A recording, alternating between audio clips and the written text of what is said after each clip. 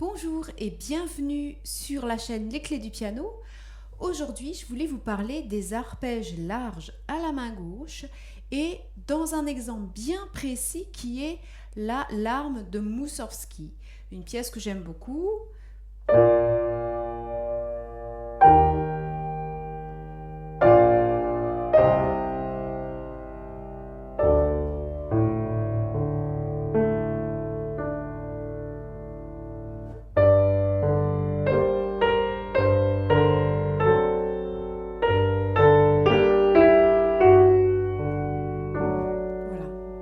Thème très joli.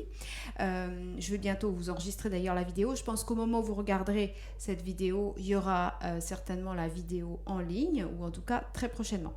Maintenant, ce que je voulais aborder aujourd'hui, c'est les arpèges de la main gauche dans la deuxième partie, celle-ci. La partie majeure.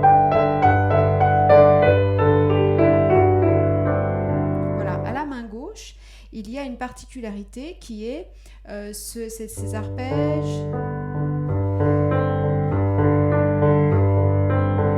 très larges, des arpèges très larges et des arpèges en plus qui sont où il y a peu d'intermédiaires finalement. D'habitude, un arpège, c'est la fondamentale de l'accord, en tout cas la basse, puis la note qui suit, etc.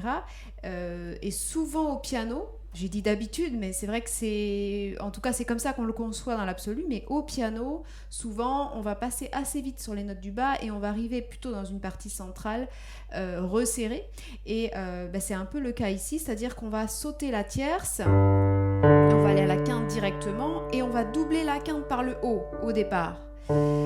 Et après on va passer par la note du dessous, etc. Mais en tout cas, la problématique, c'est que sur le plan physique, on a bien ici un écart d'une octave entre la note du centre de l'arpège et l'aigu.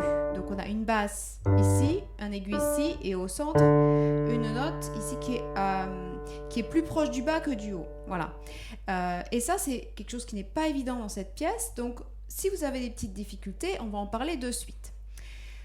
Qu'est-ce que c'est exactement ici? C'est qu'on a donc un doigt pivot au centre. Déjà, il va falloir bien choisir le doigté. Le doigté, il va falloir qu'il soit adapté pour le bas, mais aussi pour le haut. Et ici, malheureusement, il n'y a pas trop le choix. Si on veut vraiment être à l'aise, la plupart du temps dans ce passage central, il va falloir mettre le 3. Pourquoi ? Parce que, effectivement, pour le bas, le 3 n'est pas très confortable, on préfère le 2. Mais pour le haut, le 2, il n'y a pas photo, on ne peut pas le faire. On ne peut vraiment pas le faire sans être très très mal à l'aise. En tout cas, pour ce qui est de l'octave. Alors, évidemment, on pourrait se dire que quand il y a l'octave, on met un troisième doigt. Quand il y a une septième par rapport au ré, on peut encore mettre le troisième doigt. Et puis après, mettre un deuxième doigt quand c'est seulement une sixte. Seulement ça, dans la théorie, ça marche bien. Dans la pratique, il y a une difficulté parce que tout simplement, il y a un changement de doigt. Donc, il faut apprendre au corps à changer de doigt. Alors, il y a certains passages où c'est conseillé de passer le deuxième doigt ici, notamment dans le bas de la page, dans un moment où on fait juste un fa dièse. Donc là, pour le coup, c'est vraiment conseillé de mettre un deuxième doigt. Mais à part ça, d'une manière générale, il vaut mieux mettre un troisième doigt. Voilà. Donc ça, c'est au niveau du doigté. Maintenant qu'on sait ça, on a besoin d'apprendre le geste du pivot. Qu'est-ce que c'est? C'est un doigt central, alors souvent le 3, mais ça peut être le 2, qui fait pivot, c'est-à-dire par rapport au centre, on va tourner autour. Par rapport à ce doigt-là, on va tourner, par rapport au bout du doigt, on va dire, on va tourner. Regardez bien la caméra du haut, vous voyez, je me mets ici et je tourne autour, c'est-à-dire que j'ai l'ensemble de mon corps qui va pivoter par rapport au bout du doigt. Et troisième doigt, c'est pareil. Voilà. Et ce mouvement-là, il faut l'apprendre. Il faut bien avoir conscience qu'il se fait un peu dans 3 dimensions. Dans la dimension le haut et le bas, c'est-à-dire qu'on va un peu passer par-dessus en montant et par-dessous en redescendant. C'est ce qui est le plus physiologique. C'est comme ça qu'on se sent le mieux souvent. Donc ça, c'est le haut, le bas. Ensuite, il y a le gauche et la droite. D'accord? Voilà, je vais pivoter à gauche et à droite. Mon doigt, enfin mon bras, mon coude vont accompagner. Donc gauche-droite. Et à toutes les articulations, ça se passe comme ça, hein, au niveau du doigt, au niveau du poignet et au niveau de l'épaule. Le coude ne faisant qu'accompagner ici, en fait. Hein. Le coude n'est qu'un transmetteur de mouvement qui se fait avant lui ou après lui. Comme je lis dans la formation d'ailleurs, un corps pianiste, je parle beaucoup de cette histoire-là. Maintenant, j'ai parlé donc du haut et du bas, j'ai parlé de la gauche et de la droite, et maintenant il faut parler de la troisième dimension qui est avant-arrière.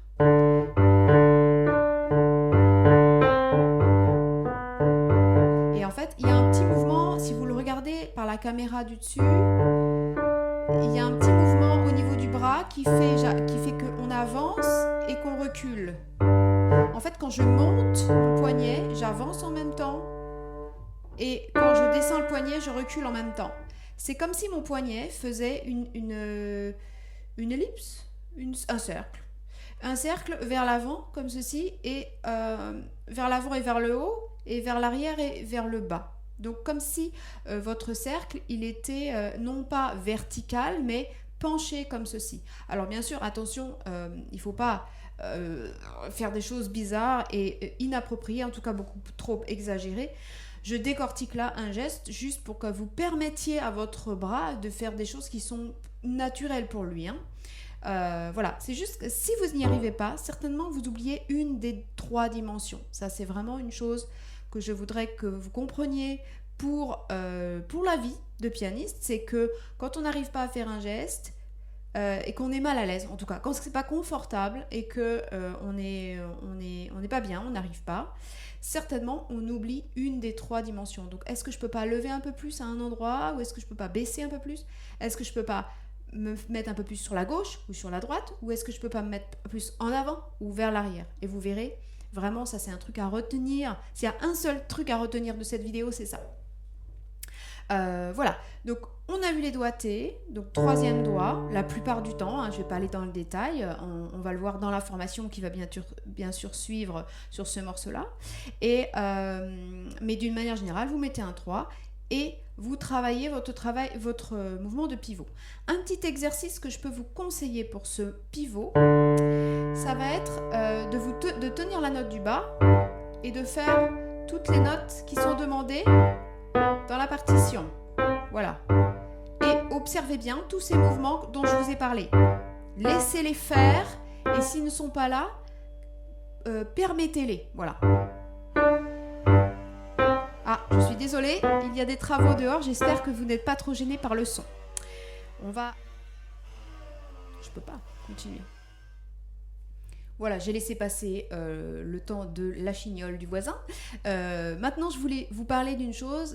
Qu'est-ce qui peut vous empêcher d'une manière générale attirer votre attention? Donc, c'est tout ce qui est pivot gauche-droite du doigt, du 3e. Donc, est-ce qu'il est capable d'avoir de l'amplitude à gauche et de l'amplitude à droite? C'est ce qu'on appelle communément la souplesse. Pareil au niveau du poignet, gauche-droite. Et pareil au niveau de l'épaule. Est-ce que vous allez bien de manière externe et interne? Voilà, toujours pareil pour faire ce mouvement. Je le fais de manière outrancière, hein. C'est vraiment pour vous montrer, mais il ne faudra pas le faire aussi grand.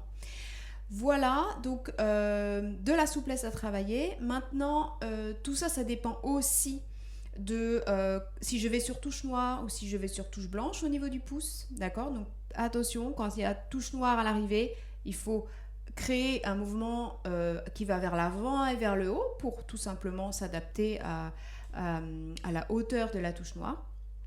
Et bien sûr, si vous êtes dans une autre pièce que cette pièce-là, tous les éléments de touche noire et de touche blanche peuvent jouer, les nuances, les ponctuations, tout ça, ça rajoute des mouvements dont je ne vous ai pas parlé ici. Hein. Donc là, on est uniquement dans un cas bien particulier, mais voilà, j'ai essayé de vous donner des éléments qui peuvent s'adapter un peu à toutes les problématiques d'arpège large. Voilà.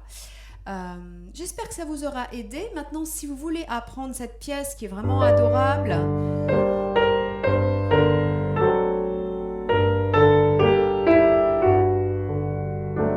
voilà, vous avez la formation qui est juste en dessous.